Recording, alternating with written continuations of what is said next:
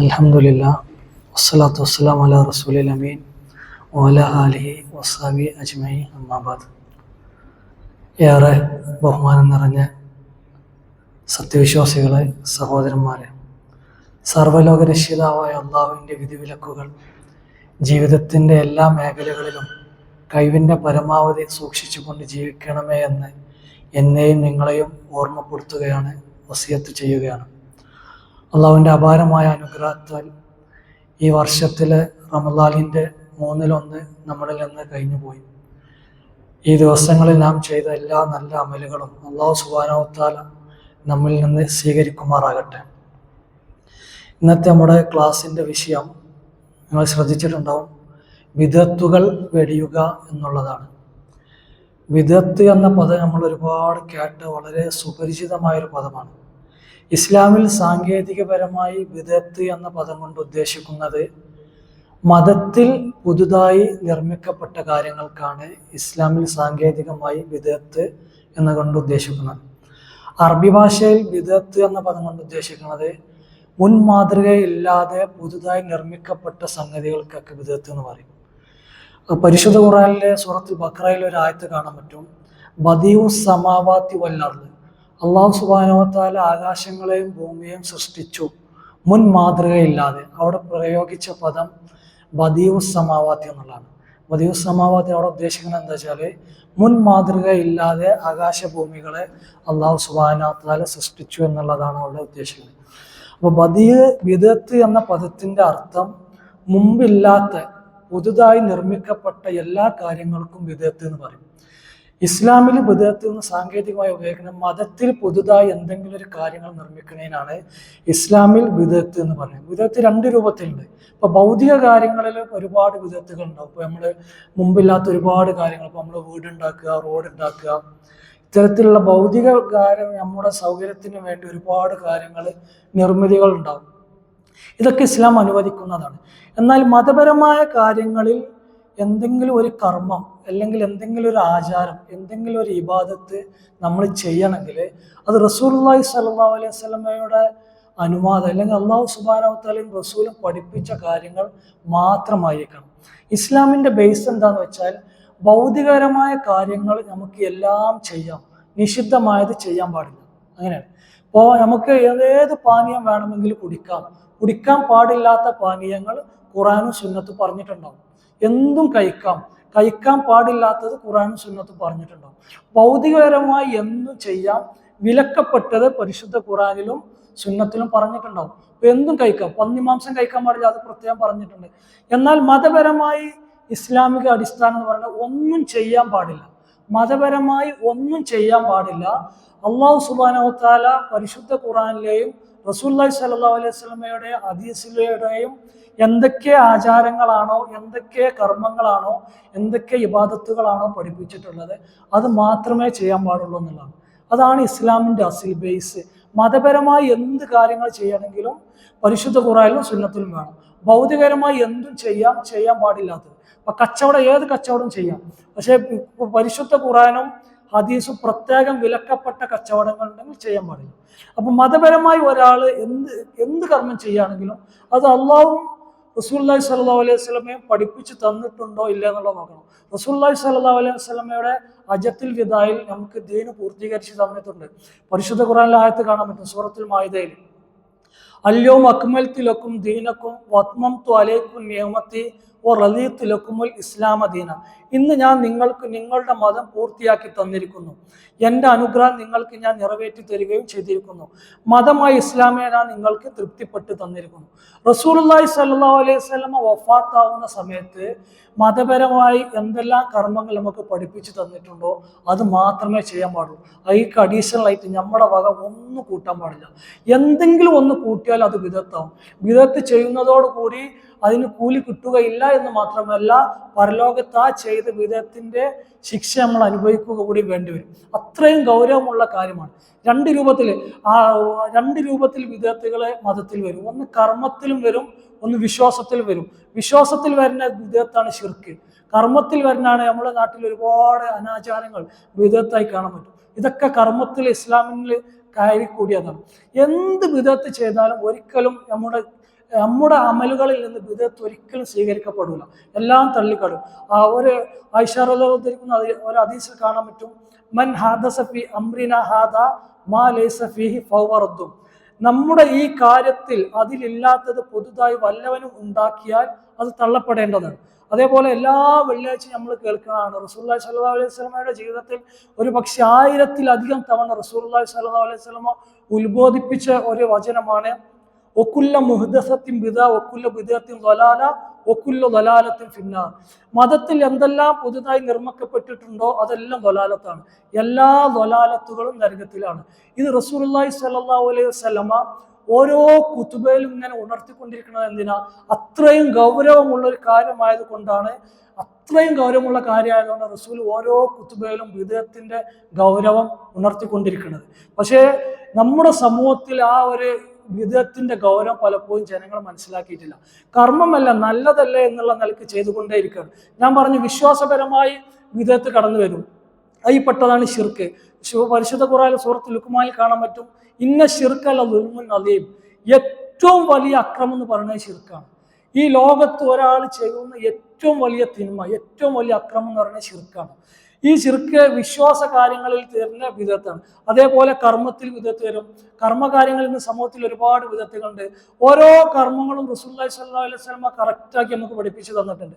5 വക്ത് നമസ്കാരം, ഓരോ വക്ത് നമസ്കാരം എത്ര റക്അത്താണ്, ഏതെല്ലാം സമയത്ത് പ്രത്യേക പുണ്യമുണ്ട്, ഏതെല്ലാം ദിവസങ്ങൾക്ക് പുണ്യമുണ്ട്, ഇതൊക്കെ റസൂലുള്ളാഹി സ്വല്ലല്ലാഹു അലൈഹി വസല്ലമ പഠിപ്പിച്ചു തന്നിട്ടുണ്ട്. ഇതിന് പുറമെ ഏതെങ്കിലും ഒരു പ്രത്യേക സമയത്തിനോ പ്രത്യേക സന്ദർഭത്തിനോ അല്ലെങ്കിൽ ഏതെങ്കിലും പ്രത്യേക ദിക്റുകൾക്കോ ഒരു പ്രത്യേക പ്രാധാന്യം നൽകി കഴിഞ്ഞാൽ അത് ബിദഅത്തായി. അത് റസൂലുള്ളാഹി സ്വല്ലല്ലാഹു അലൈഹി വസല്ലമയുടെ വചനങ്ങളിൽ ഇല്ലെങ്കിൽ, ഹദീസുകളിലൊന്നും കാണുന്നില്ലെങ്കിൽ അത് നമ്മൾ എന്തെങ്കിലും കടത്തി കൂട്ടി കഴിഞ്ഞാൽ അത് ബിദഅത്തായി. ഇപ്പൊ ഉദാഹരണത്തിന് നമുക്കറിയാം, ശഅബാൻ 15-ന് നമ്മുടെ നാട്ടിൽ നോമ്പ് വിൽക്കലുണ്ട്. ശഅബാൻ 15-ന് ഒരു നോമ്പ്, ബറാത്ത് നോമ്പ് എന്നുള്ള പേര്. ഈ ബറാത്ത് നോമ്പ് റസൂലുള്ളാഹി സ്വല്ലല്ലാഹു അലൈഹി വസല്ലമയുടെ ഹദീസിലോ പരിശുദ്ധ ഖുർആനിലോ എവിടെയും ഒരു തെളിവില്ല. അപ്പൊ സ്വാഭാവികമായിട്ടും ഇത് നോൽക്കുന്ന ആളുകൾ ഒരു നോമ്പല്ലേ, അതിനെന്താ പ്രശ്നം എന്നാ ചോദിക്കുക. അല്ലെങ്കിൽ ഒരു നമസ്കാരമല്ലേ, 2 റക്അത്ത് നമസ്കരിക്കണേന് എന്താ തെറ്റെന്നാ ചോദിക്കുക. നമ്മൾ പറയുന്നത് എന്താ വെച്ചാൽ, പരിശുദ്ധ ഇസ്ലാം റസൂലുള്ളാഹി സ്വല്ലല്ലാഹു അലൈഹി വസല്ലമ നമുക്ക് പൂർത്തിയാക്കി തന്നിട്ടുണ്ട്. ഈ പൂർത്തിയാക്കിയ മതത്തിൽ ഈ പറയപ്പെടുന്ന നോമ്പുണ്ടോ? ഉണ്ടെങ്കിൽ നമുക്ക് നോൽക്കാം. അതല്ലെങ്കിൽ പുതുതായി ഏതെങ്കിലും ഒരു നമസ്കാരം നമ്മൾ നമസ്കരിക്കുന്നുണ്ടോ? അത് റസൂൽ പഠിപ്പിച്ചെന്ന മതത്തിലുണ്ടോ? ഉണ്ടെങ്കിൽ നമുക്ക് ആ നമസ്കാരം നമസ്കരിക്കാം. അതല്ലെങ്കിൽ പുതിയ ഏതെങ്കിലും ഒരു സ്വലാത്ത്, പുതിയ ഏതെങ്കിലും ഒരു ദിക്റുകൾ, ഇതൊക്കെ നമ്മൾ അനുഷ്ഠിക്കുമ്പോൾ ഇത് ചെയ്യുന്ന ആളുകളുടെ ന്യായീകരണം എന്താണെന്ന് വെച്ചാല്, നമസ്കാരമല്ലേ, നോമ്പല്ലേ, ദിക്റല്ലേ, സ്വലാത്തല്ലേ. ഇത് കേൾക്കുമ്പോൾ പുണ്യമുള്ള കാര്യമായി തോന്നും. പക്ഷേ സഹാബികൾ വളരെ ഗൗരവത്തിൽ കണ്ട ഒരു കാര്യമായിരുന്നു. റസൂലുള്ളാഹി സ്വല്ലല്ലാഹു അലൈഹി വസല്ലമയുടെ വഫാത്തിന്റെ ശേഷം ഒരിക്കൽ ഒരു പള്ളിയിൽ കുറച്ചാളുകൾ ഒരുമിച്ച് കൂടിയിട്ട് ദിക്റുകൾ ഇങ്ങനെ ചെല്ലുകയാണ്. ഈ ചെല്ലണ ദിക്റുകൾക്ക് അനുസരിച്ച് അവരൊരു കല്ലിങ്ങനെ മാറ്റി വെച്ചുകൊണ്ട് അതിന് എണ്ണം പിടിക്കുന്നുണ്ട്. ഈ സമയത്താണ് സ്വഹാബി ഇബ്നു മസ്ഊദ് റളിയല്ലാഹു അങ്ങോട്ട് കടന്നു വരുന്നത്. അപ്പൊ അവരോട് ചോദിച്ചു, നിങ്ങൾ എന്താ ചെയ്യുന്നത്? അപ്പൊ അവർ പറഞ്ഞു, ഞങ്ങളിങ്ങനെ തസ്ബീഹും തഹ്ലീലും തക്ബീറും ഇങ്ങനെ ചൊല്ലിക്കൊണ്ടിരിക്കുകയാണ്, അതിന്റെ എണ്ണം ഇങ്ങനെ കല്ലേറ്റി പിടിക്കുകയാണ്. കുറച്ചാളുകൾ കൂടിയിരുന്നു. അപ്പൊ അവരോട് എന്താ പറഞ്ഞാറ്, റസൂലുള്ളാഹി സ്വല്ലല്ലാഹു അലൈഹി വസല്ലമ വഫാത്തായിട്ട് അധിക ദിവസം കഴിഞ്ഞിട്ടില്ല. റസൂലുള്ളാഹി സ്വല്ലല്ലാഹു അലൈഹി വസല്ലമയുടെ വസ്ത്രങ്ങൾ നുരുമ്പിയിട്ടില്ല. റസൂലുള്ളാഹി സ്വല്ലല്ലാഹു അലൈഹി വസല്ലം ഉപയോഗിച്ച പാത്രങ്ങൾ നശിച്ചിട്ടില്ല. അതിന് മുമ്പ് തന്നെ നിങ്ങൾ ദീനിൽ പുതുതായി കടത്തി കൂട്ടുകയാണെന്ന് ചോദിച്ച്, അത്രയും ഗൗരവത്തിലാണ് ബിദഅത്തിനെ സ്വഹാബത്ത് കണ്ടത്. അവരെന്താ ചെയ്തിട്ടുള്ളൂ?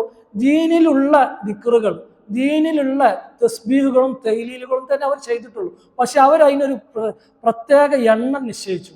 റസൂലുള്ളാഹി സ്വല്ലല്ലാഹു അലൈഹി വസല്ലം പറയാത്തൊരു എണ്ണം നിശ്ചയിച്ചു. അത് ബിദഅത്തായിട്ടാണ് അവർ കണ്ടത്. അതേപോലെ ഒരിക്കൽ ഇബ്നു ഉമർ റളിയല്ലാഹുവിന്റെ അടുക്കൽ ഒരാൾ തുമ്മിക്കഴിഞ്ഞാൽ അൽഹംദുലില്ലാഹ് എന്ന് പറയൽ സുന്നത്താണെന്ന് നമുക്ക് എല്ലാവർക്കും അറിയാം.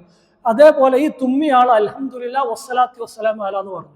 ഒന്നും പറഞ്ഞില്ല, റസൂലിന്റെ പേരിൽ ഒരു സലാത്ത് ഏറെ പറഞ്ഞു. അപ്പൊ ഇബ്നു ഉമർ പറഞ്ഞു, ദീനിൽ പുതിയതായി കടത്തി കൂട്ടുക. അള്ളാന്റെ റസൂൽ തുമ്മിയാൽ പറയാൻ പഠിപ്പിച്ചിട്ടുള്ള അൽഹംദുലില്ലാഹ് എന്ന് മാത്രമാണ്. അവിടെ നിന്നാ മതി. ഇതിനപ്പുറത്തേക്ക് കടക്കണ എന്താണ്? അത് ബിദഅത്താണ്. ദീനീപരമായ എന്തെങ്കിലും ഒരു കാര്യമാണോ ചെയ്യണമെന്നാണെങ്കിൽ അത് റസൂലുള്ളാഹി സ്വല്ലല്ലാഹു അലൈഹി വസല്ലം പഠിപ്പിച്ചതായിരിക്കണം. അതല്ല എങ്കിൽ അവരെന്ത് ചെയ്യൂല, അവരിൽ നിന്ന് സ്വീകരിക്കില്ല എന്ന് മാത്രമല്ല ഒരുപാട് ദോഷങ്ങൾ അതുകൊണ്ട് അവർക്ക് കിട്ടാനും പോകുന്നുണ്ട്.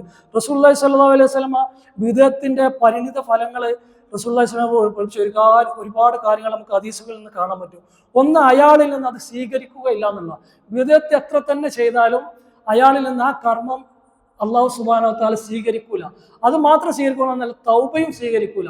കാരണം മുൻഗാമികളായ പണ്ഡിതന്മാരുടെ ഇമാമികളുടെ വചനങ്ങളിൽ കാണാൻ പറ്റും, പിശാചിന് ഏറ്റവും ഇഷ്ടമുള്ളത് ഒരു ഹറാമിനേക്കാൾ ബിദഅത്തിനാണെന്ന്. ഒരാൾ ബിദഅത്ത് ചെയ്യുന്നതാണ് പിശാചിന് ഏറ്റവും താല്പര്യമുള്ള കാര്യം, ഹറാമ് ചെയ്യുന്നതിനേക്കാൾ. അതിനുള്ള കാരണം എന്താ അറിയോ? ബിദഅത്ത് ചെയ്യുന്ന ഒരു വ്യക്തി അതിൽ നിന്ന് പിന്മാറൂല. കാരണം ഞാൻ ചെയ്യുന്ന ഒരു നല്ല കർമ്മമാണ്, ഇത് അള്ളാഹു സ്വീകരിക്കുന്ന കർമ്മമാണെന്നുള്ളതൊക്കെ ചെയ്യുന്നത്. പക്ഷെ ഹറാമ് ചെയ്യുന്ന ഒരാൾക്ക് അവന് ഹറാമാണ് ചെയ്യുന്നതെങ്കിലും അവനക്കൊരു കുറ്റബോധം ഉണ്ടാവും, ഞാൻ ചെയ്യുന്ന ഒരു തെറ്റാണ്.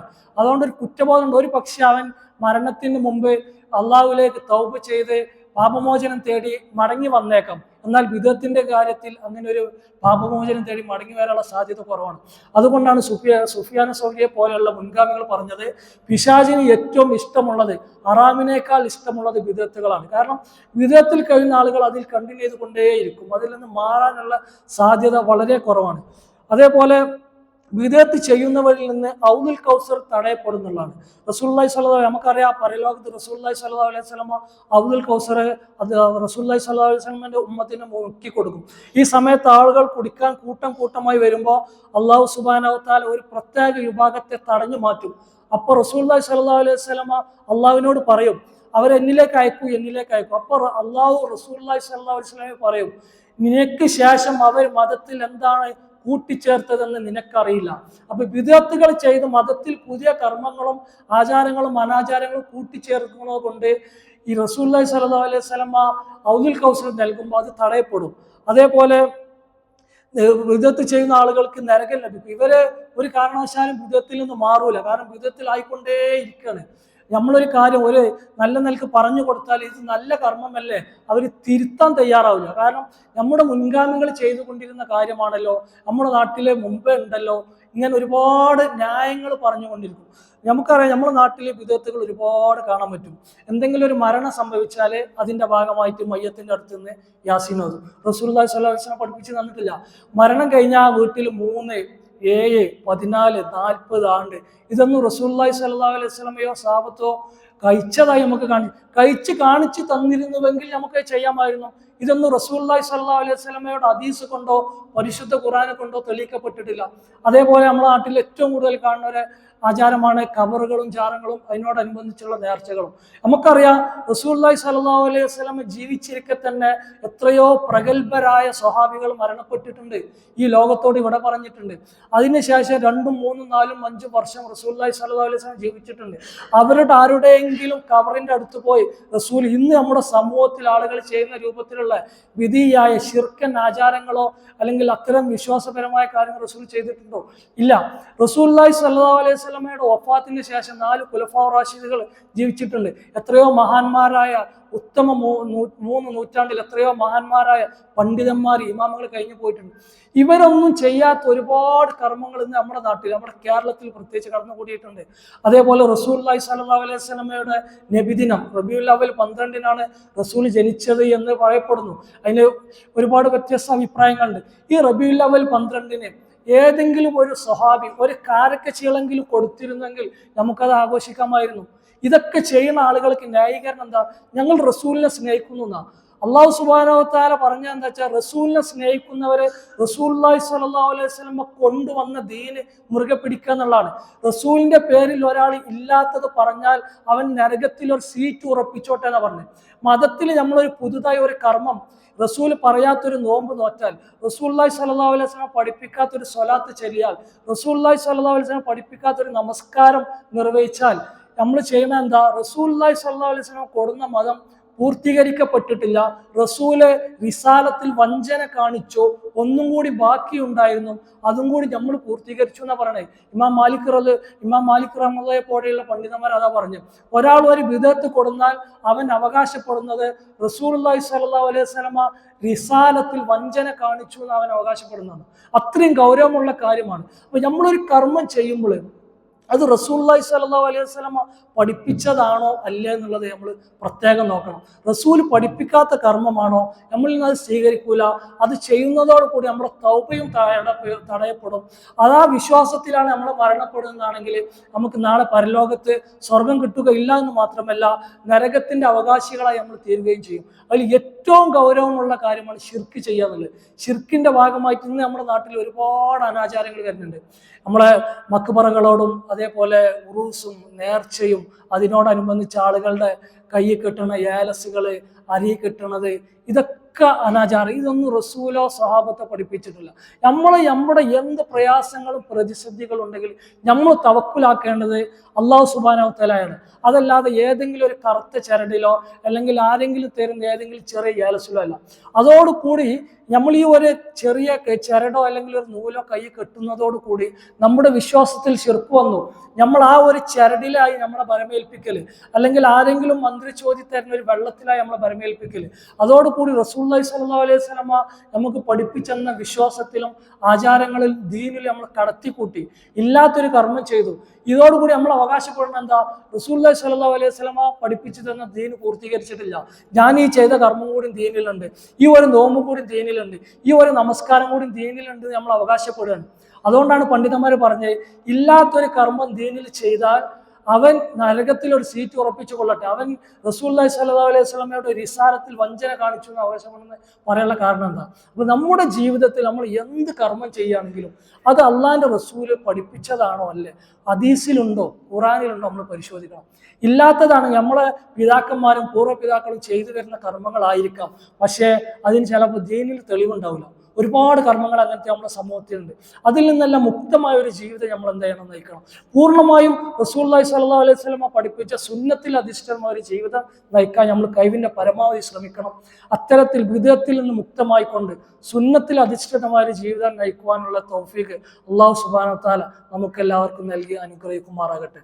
നമ്മിൽ നിന്ന് വന്നു പോയിട്ടുള്ള എല്ലാ തെറ്റുകളും അള്ളാഹു സുബ്ഹാനഹു വ തആല പുറത്തു മാപ്പാക്കി തെരുമാറാകട്ടെ. നമ്മിൽ നിന്ന് മരണപ്പെട്ടു പോയവർക്ക് അള്ളാഹു സുബ്ഹാനഹു വ തആല മഗ്ഫിറത്തും റഹ്മത്തും നൽകി അനുഗ്രഹിക്കുമാറാകട്ടെ. അസ്സലാമു അലൈക്കും വറഹ്മത്തുള്ളാഹി വബറകാതുഹു.